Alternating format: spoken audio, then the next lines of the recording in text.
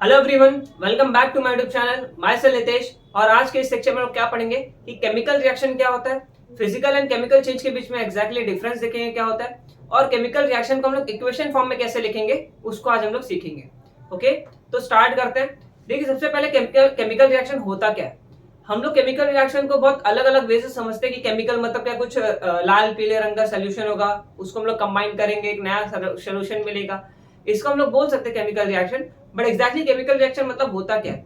हम लोग daily life में हर हर जगह हमारे केमिकल रिएक्शंस होते रहते हैं, केमिकल प्रोसेसेस होते रहते हैं। ठीक है, पहले सिंपली उसको समझते हैं, उसका डेफिनेशन क्या होता है। कि देखिए, केमिकल रिएक्शन हम लोग किसको बोलते हैं, एक ऐसा प्रोसेस है जहां पे हम लोग क्या करते हैं, एक एक से ज्यादा सब्सटेंस कंबाइन करते हैं, रिएक्शन करवाते हैं, और वो रिएक्ट करके कंबाइन होकर एक नया सब्सटेंस फॉर्म करते हैं, एक न्यू सब्सटेंस फॉर्म करते हैं। इसको हम लोग क्या बोलते हैं, प्रोडक्ट। और इस पूरे प्रोसेस को हम लोग क्या बोलते हैं, केमिकल रिएक्शन बोलते हैं। ठीक है, ओके, सिंबल समझ में आ रहा है। डेली लाइफ में हम लोग इसका एग्जांपल ले सकते हैं। जैसे हम लोग चाय बनाते हैं, तो चाय बनाना भी एक केमिकल रिएक्शन ही है, a type of chemical process ही है। जैसे कि एग्जांपल ले लेते हैं कि हम लोग क्या करते हैं, पहले चाय बनाने के लिए कुछ पानी ले लेते हैं, पानी में हम लोग टी लीव्स डालते हैं, फिर हम लोग उसमें शुगर ऐड करेंगे, फिर हम लोग उसके अंदर अदरक ऐड करेंगे, दूध ऐड करेंगे, फिर उसको हम लोग हीट करेंगे। तो ये क्या है, बहुत सारे सब्सटेंस हम लोग कंबाइन कर रहे हैं, ऐड कर रहे हैं। तो ये पूरे सब्सटेंस को हम लोग क्या बोलते हैं, जो ऐड हो रहे हैं, रिएक्ट कर रहे हैं, इसको हम लोग क्या बोलते हैं, रिएक्टेंट्स बोलते हैं। ठीक है, हम लोग और अच्छे से समझेंगे इसको। ठीक है, और ये रिएक्ट करके क्या फॉर्म करे, एक नया प्रोडक्ट फॉर्म करे, एक नया सब्सटेंस फॉर्म करे, जो हमारा क्या बनेगा, चाय। तो इस पूरे प्रोसेस को हम लोग क्या बोलते हैं, केमिकल रिएक्शन बोलते हैं। ठीक, सिंपल है, समझ में आ रहा है। अब देखते हैं chemical change and physical change क्या होता है। केमिकल चेंज मतलब बेसिकली क्या होता है, वही जो एक से ज्यादा सब्सटेंस कंबाइन होकर एक नया सब्सटेंस फॉर्म करेंगे, इसको हम लोग क्या बोलते हैं, प्रोडक्ट बोलते हैं। इसको हम लोग क्या बोलते हैं, केमिकल चेंज बोलते हैं। सॉरी, बट केमिकल चेंज में होता क्या है कि ये जो प्रोसेस होता है ये इरिवर्सिबल होता है। जैसे कि मैं क्या बोलता हूँ कि मैंने चाय तो बना ली, ये पूरा केमिकल रिएक्शन तो हो गया, लेकिन अगर मैंने आपको बोला कि चाय से वापस मुझे पानी अलग करके दो, मुझे अदरक अलग करके दो, मुझे शुगर अलग करके दो, मिल्क अलग करके दो, तो शायद ये पॉसिबल नहीं हो पाएगा। तो ये क्या है, इरिवर्सिबल प्रोसेस, हम लोग वापस से इसको रिवर्स नहीं कर सकते। तो मोस्ट प्रोबेबली क्या होता है, हमेशा ज्यादातर क्या होता है कि केमिकल रिएक्शन इरिवर्सिबल होता है। कुछ एक आध दो केस ऐसे होते हैं जो इरिवर्सिबल रिवर्सिबल भी होते हैं, जो आप हाईएस्ट स्टैंडर्ड में पढ़ोगे। अभी उसके बारे में समझने की जरूरत नहीं है।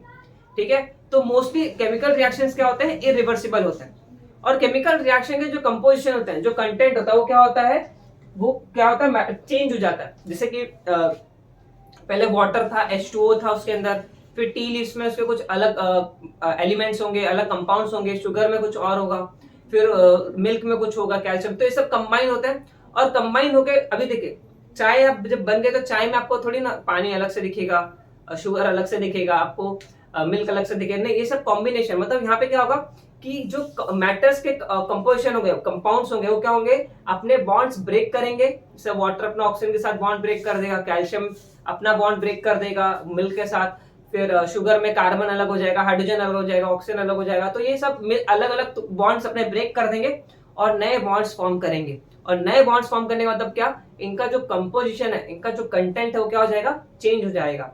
बात समझ में आ रही है। तो कंपोजिशन हमेशा क्या रहता है, चेंज हो जाता है। इसके एग्जांपल क्या है, कुकिंग ऑफ फूड। जैसे कि मैंने क्या किया, दाल चावल बनाना है मुझे, मैंने क्या किया, दाल चावल में खिचड़ी बना रहा हूं, तो मैंने क्या किया, थोड़ा चावल ऐड किया, थोड़ा दाल ऐड किया। तो ये क्या होगा, पूरा रिएक्शन होके हीट करूंगा, रिएक्शन होकर मुझे क्या मिलेगा, खिचड़ी मिलेगा। अगर मैं आपको ऐसे बोलूं कि वो खिचड़ी लेके आप चावल अलग कर दो, दाल अलग कर दो, पूरा ओरिजिनल जैसे वो था कच्चा वैसा, तो ये पॉसिबल नहीं है, बताइए, इरिवर्सिबल है। और उसका कंपोजिशन, उसका जो कंटेंट है, उसका जो मैटर का कंटेंट है, वो क्या हो जाएगा, चेंज हो जाएगा। हमेशा ना केमिकल चेंज में मैटर का कंटेंट क्या होगा, चेंज होगा, कंपोजिशन चेंज होगा। अब देखिए फिजिकल चेंज क्या होता है। देखिए फिजिकल चेंज बहुत ही सिंपल है। ये कब होता है, जब हम लोग प्रेशर चेंज होता है या फिर टेम्परेचर चेंज होता है सिस्टम में, तो यहाँ पे फिजिकल चेंज हम लोग को देखने मिलता है। जैसे कि मैं क्या करता हूँ, मेरे पास कोई लकड़ी का वुड का लकड़ी है ऐसे, तो मैं क्या करता हूँ, उसको बहुत जोर के से प्रेशर अप्लाई करता हूँ। तो ऐसे मार्कर है, इसको बहुत जोर से प्रेशर अप्लाई करूंगा, देखो ये टेढ़ा भी हो गया थोड़ा, तो प्रेशर अप्लाई करूंगा तो क्या होगा, ये टूट जाएगा।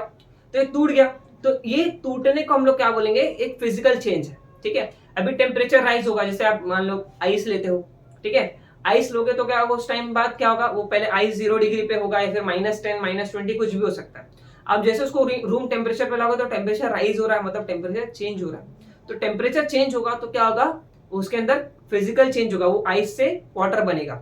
बात समझ में आ रहा है। लेकिन एक चीज ध्यान रखना, इसका कंपोजिशन चेंज होगा क्या, नहीं, अगर आइस वाटर बन रहा है तो आइस में भी पहले क्या था, H2O था, आइस में भी क्या था, H2O था, है ना, H2O ऐसे, और वाटर में भी क्या रहेगा, H2O ही रहेगा। मतलब कंटेंट जो है मैटर का वो चेंज नहीं होगा, फिजिकल चेंज में कंटेंट चेंज होगा। मान लेते हैं वो मैंने जो लकड़ी का वुड बोला या फिर ग्लास का ग्लास बोला, आपको ग्लास टूट गया, फिर लकड़ी दो अलग हो गई, मार्कर अलग हो गया, तो ये दोनों अगर इसके दो अलग अलग हिस्से हो गए मान लेते हैं, ठीक है, तो इसमें भी प्लास्टिक है, इसमें भी प्लास्टिक, मतलब पॉलीमर है दोनों, ऐसा बोल सकते हैं।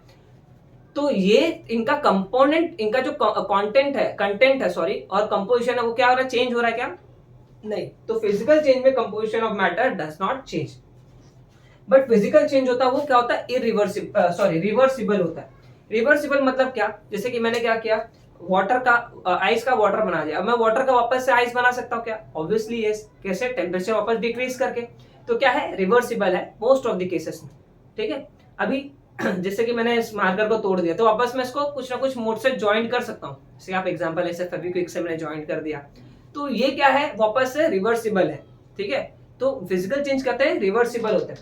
एग्जांपल्स के देख सकते हैं, ice change into water, again physical change. Breaking of glass, glass का टूटना, अगेन क्या है, फिजिकल चेंज है। ओके, ये समझ में आया, बहुत इंपॉर्टेंट चीज है दोनों भी।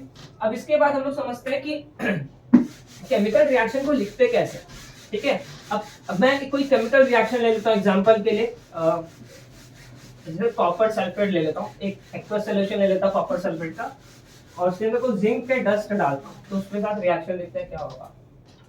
जैसे कॉपर सल्फेट, मैं बोलता हूँ सॉल्यूशन है, एक बीकर में मैंने क्या कर दिया है, आप जैसे केमिकल रिएक्शन समझते हैं लाल पीले रंग, ठीक है, इसके अंदर मैंने क्या लिया है, नीले रंग का सॉल्यूशन, इसको क्या बोलते हैं, कॉपर सल्फेट। इसका नाम क्या है, copper sulphate, CuSO4, copper sulphate. या फिर मैं इसको ऐसे नहीं लिखता हूँ, इसको पूरे वर्ड्स में लिखता हूँ, ये क्या है, कॉपर सल्फेट, ठीक है। और इसको हम लोग कैसे लिख सकते हैं केमिकल फॉर्मूले में, CuSO4, ठीक है। और मैंने क्या किया, जिंक लिया, जिंक मेटल का थोड़ा मेटल लिया, उसका चूरा बनाया, डस्ट बना दिया, ठीक है। इसके अंदर जिंक डाल दिया, इसके अंदर क्या डाल दिया, ऐसे जिंक डाल दिया, इसको हम लोग क्या बोलते हैं, जिंक। तो इसका केमिकल फॉर्मूला Zn होता है, ठीक है।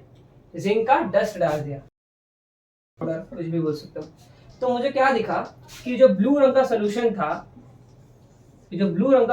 था, ये भी क्या हो गया, व्हाइट कलर का हो गया, या फिर बहुत ही डर्टी व्हाइट कलर का हो गया, ठीक है। डर्टी व्हाइट कलर का मुझे सोल्यूशन दिखने लगा।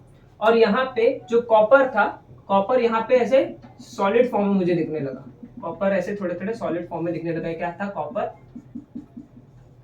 ठीक है, इसको हम लोग Cu से रिप्रेजेंट करते हैं। और ये क्या बन गया, जिंक सल्फेट, इसको हम लोग क्या बोलते हैं, जिंक सल्फेट। अब देखते हैं बेसिकली केमिकल रिएक्शन में हुआ क्या, कि जब ये कॉपर सल्फेट था, इसको हम लोग क्या बोलते हैं, aqueous solution of copper sulphate. मतलब एक्वस सॉल्यूशन को हम लोग ऐसा, एक्वस सॉल्यूशन सबसे पहले समझते हैं हम लोग कैसा, लिक्विड बोलते हैं। लिक्विड मतलब क्या, पूरा लिक्विड होगा, सॉलिड मतलब पूरा सॉलिड होगा, गैस मतलब गैस, ठीक है।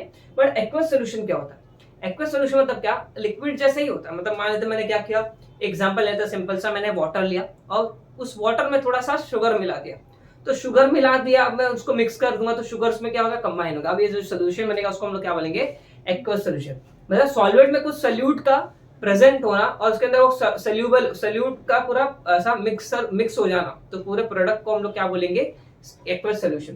तो ये कॉपर क्या था, एक सल्फेट, जैसे सल्फेट के साथ रिएक्ट करके कॉपर सल्फेट बना कर रखा था, तो इसको हम क्या बोलते हैं, aqueous solution of copper sulphate. और जिंक डस्ट था, जिंक का मेरे पास, उस जिंक मेटल को इस कॉपर सल्फेट सॉल्यूशन में डाला, तो क्या हुआ, जिंक क्या होता है कि कॉपर से ज्यादा रिएक्टिव होता है। आगे हम लोग मेटलर्जी चैप्टर में पढ़ेंगे, जिंक जो होता है वो कॉपर से ज्यादा रिएक्टिव होता है, ठीक है। तो क्या हुआ, जिंक ने कॉपर की जगह ले ली, जिंक ने क्या की, कॉपर की जगह ले ली। जिंक ने जब कॉपर की जगह ले ली है यहाँ पे, तो कॉपर की जगह कौन आएगा, जिंक। यहाँ पे क्या बन गया, जिंक सल्फेट।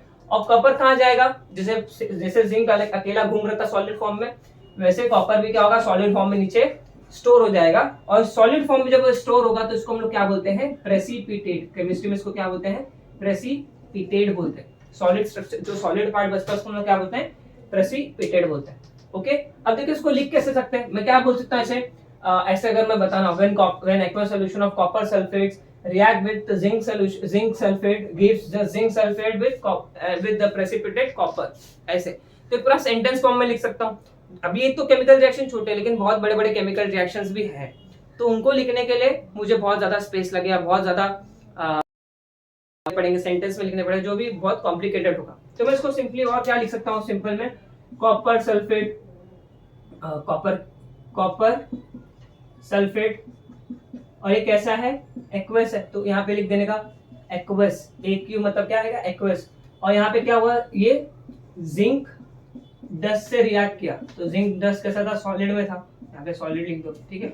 और ये रिएक्ट हुआ मतलब इसका एरो मतलब क्या, रिजल्ट दे रहा है, रिएक्ट हो रहा है, तो क्या मुझे क्या दे रहा है यहाँ पे, जिंक सल्फेट, और साथ में क्या मिल रहा है मुझे, कॉपर मिल रहा है, कॉपर एज अ प्रेसिपिटेट, उतना हम लोग नहीं लिखेंगे।